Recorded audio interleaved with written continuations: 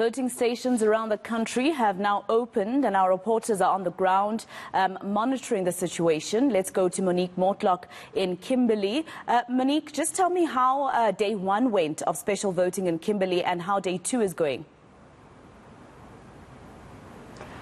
Day one, it seems the majority of home visits have already been concluded here in the Northern Cape. Earlier, when we spoke to the Provincial Electoral Officer in the Northern Cape, Bonolo Modise, he said that about 60% of those home visits have already been concluded. So today, on day two, it should be wrapping up a little earlier. Here in the Solplaatje municipality where I am, over 17,000 people have applied for special votes, and in this province, it's been over 93,000 people that have applied for special votes. But to tell us a bit more about the IEC's readiness here in the province, I'm going to be speaking to Alkin Topkin. He's the Provincial IEC Electoral Matters Manager. A little earlier when we were inside, we saw IEC officials hard at work, spaced apart, wearing their masks, following all COVID-19 safety protocols. And to give us a bit more insight into what's been happening on the ground, Mr. Topkin, yesterday, it seems for the majority of voting stations, things went smoothly. The expectation for today? To be honest with you, it didn't go that smoothly. We experienced a couple of hiccups in the opening times. This time around, it's much better, it's so much more improved, and this gives us an indication of what to expect tomorrow. Today, out of the 621 stations, the majority of them opened on time. We have a few, and there were reasons why they couldn't open on time as well. But it's all systems go for us. We are ready. As for tomorrow, we have the 728 stations across the province to cater for the 623,000 registered population. All our ballot papers are intact. It's in place. It's been distributed to the offices. In terms of staffing, we've engaged just over 6,000 members of the Commission to serve the public. And in addition to that, although we don't have hotspots in the province, we've also contracted men of the cloth, about 28 of them, right across the 26 municipalities, should there be electoral conflict that arise. And we would like to believe that they would make a difference in those areas. So from the Commission's point of view, I don't think we can be better prepared as what we currently are.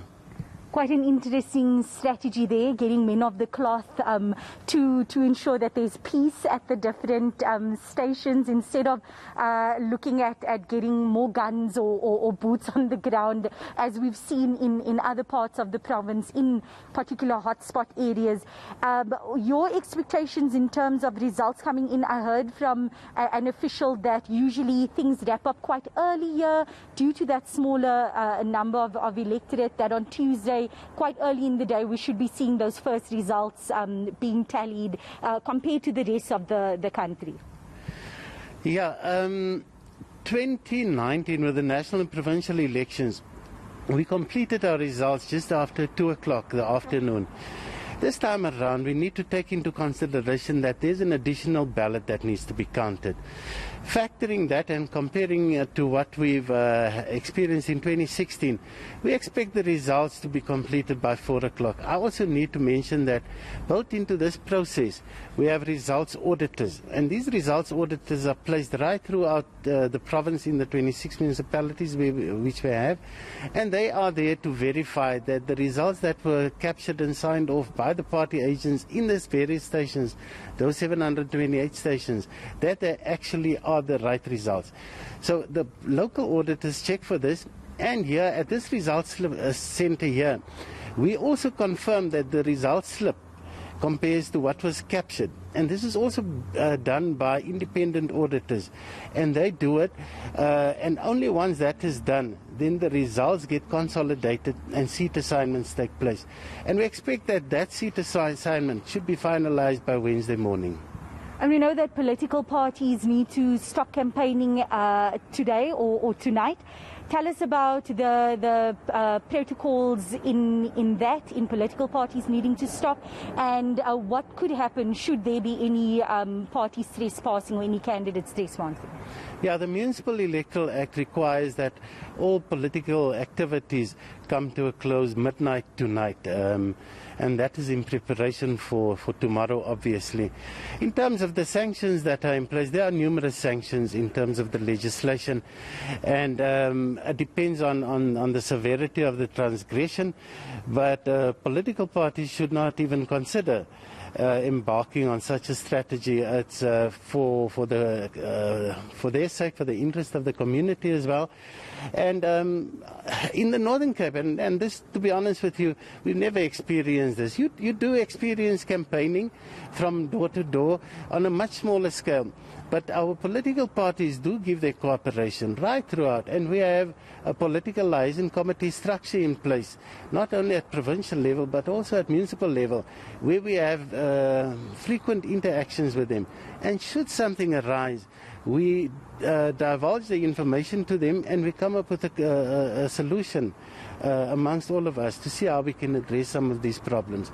So the political maturity in this province, I would like to think, is quite high, and that we have responsible political parties as well as independent candidates. Thank you very much. That was Alkan Topkin, the Provincial IEC Electoral Matters Manager, sharing his thoughts, saying that although there were some stations starting a bit late yesterday, today it seems that things are going a lot smoother on day 2, the final day for special voting. All right, Monique Mortlock and Kimberley. Let's go to Lindokuhle Xulu now in Mpumalanga. Lindo, how's the turnout looking there?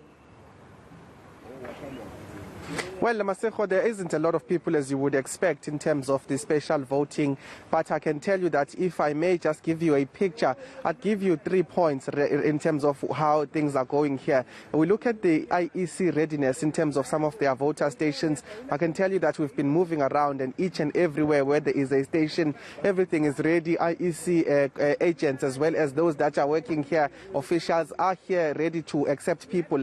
Outside these stations, you find that there are party agents from different political parties that are here to also ensure that everything runs smoothly. But the second phase, or the second point that I would then look at, is the issue of safety, because there has been a concern around many political incidents of violence in Mpumalanga. And yesterday the Minister of Police, Dasen Thathiah, was here in a community of Pinar in Zone B, basically checking some of these voter stations on the first day of the special voting. And I can tell you that from what he said, it does seem that everything is running smoothly. He said that all of those that he visited in terms of voter stations, officials, they are telling them that the police presence that has been bolstered in these areas that are identified as hotspots is certainly coming in handy, and that officials are feeling quite safe, and they're saying that they can operate in such an environment where there is no unrest that we've seen throughout the week leading to this particular day. But the third one then becomes, how have things been going? Official word from the IEC,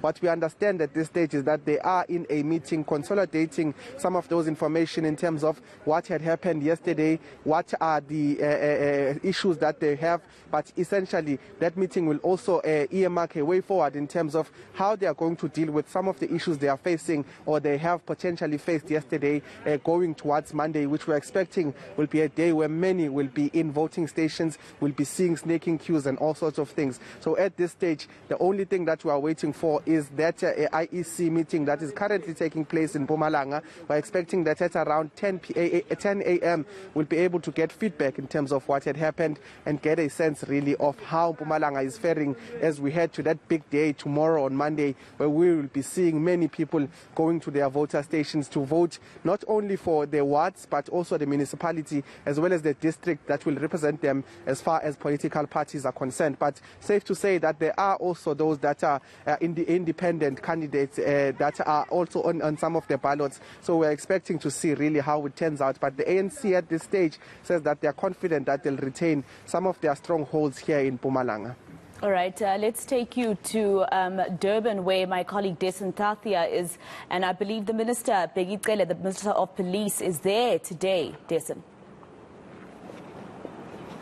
That's right, Maseko. He's just arrived now. Your timing is impeccable. So he's here to deploy the police officers that are off to the other side of me. I'll just try to give you a visual of that. You'll see that there are quite a number of police officers that are standing behind me, Metro Police, SAPS. There are also members of the SANDF that I saw further down the further down this parade.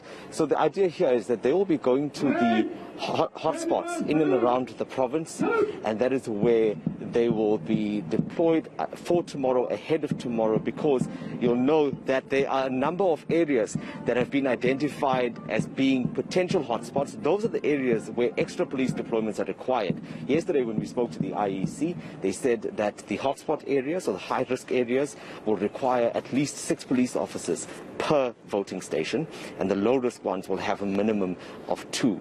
So the majority of them are in eThekwini, but the rest of them are spread out around, and that is what the minister will be doing. We're going to listen in Maseko, so we'll turn our attention to what the minister will be saying to his troops in a short while. All right, let's leave you to do that. Dasen Thathiah out in Durban for us, Monique Mortlock in Kimberley, and Lindokuhle Xulu in Mbombela in Mpumalanga.